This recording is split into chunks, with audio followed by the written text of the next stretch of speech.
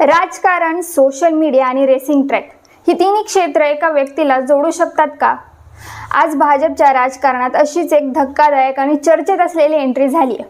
अनुभवाला तरुणाईची जोड देत भाजपचे प्रदेशाध्यक्ष रवींद्र चव्हाण यांनी जाहीर केलेली नवी प्रदेश कार्यकारिणी अनेक अर्थांनी वेगळी ठरते.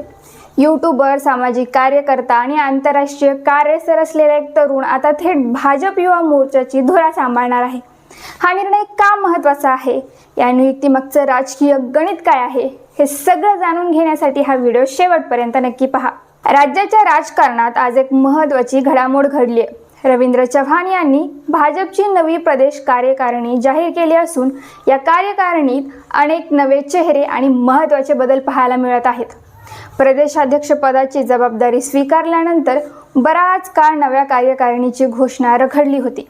स्थानिक स्वराज्य संस्थांच्या निवडणुकांनंतर ही घोषणा होणार अशी चर्चा होती आणि अखेर आज भाजपची नवी प्रदेश कार्यकारिणी अधिकृतपणे जाहीर करण्यात आली आहे.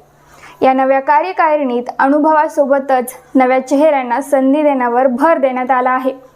यात विशेष लक्ष वेधून घेतले आहे ते कोल्हापूरमधील तरुण नेतृत्वाने. कोल्हापूर महापालिका निवडणुकीसाठी अर्ज भरूनही ऐनवेळी उमेदवारी मागे घ्यावी लागलेले कृष्णराज महाडिक यांना भाजप युवा मोर्चाची महत्त्वाची जबाबदारी सोपवण्यात आली. भाजपमध्ये आज जे अनेक मोठे नेते आहेत त्यांनी आपल्या राजकीय कारकिर्दीची सुरुवात युवा मोर्चातूनच केली होती. त्या पार्श्वभूमीवर कृष्णराज महाडिक यांची नियुक्ती राजकीयदृष्ट्या अत्यंत महत्त्वाची मानली जात आहे. कृष्णराज महाडिक हे भाजपचे राज्यसभा खासदार धनंजय महाडिक यांचे धाकटे चिरंजीव आहेत. पृथ्वीराज आणि विश्वराज महाडिक यांच्यानंतर ते तिसऱ्या क्रमांकाचे सुपुत्र आहेत. राजकारणात फारसे सक्रिय नसले तरी कृष्णराज महाडिक सामाजिक कार्यात सक्रिय आहेत. विशेष म्हणजे ते एक लोकप्रिय यूट्यूबर असून त्यांच्या यूट्यूब चॅनलला 7 लाखांहून अधिक सबस्क्रायबर्स आहेत. इतकंच नाही तर कृष्णराज महाडिक हे आंतरराष्ट्रीय कार रेसर देखील आहेत. वयाच्या अवघ्या 14व्या वर्षी त्यांनी राष्ट्रीय गो कार्टिंग चॅम्पियनशिप जिंकली होती. 2012 आणि 2013 मध्ये त्यांनी रोटॅक्स मॅक्स वर्ल्ड ग्रँड फायनलमध्ये भारताचं प्रतिनिधित्व केलंय.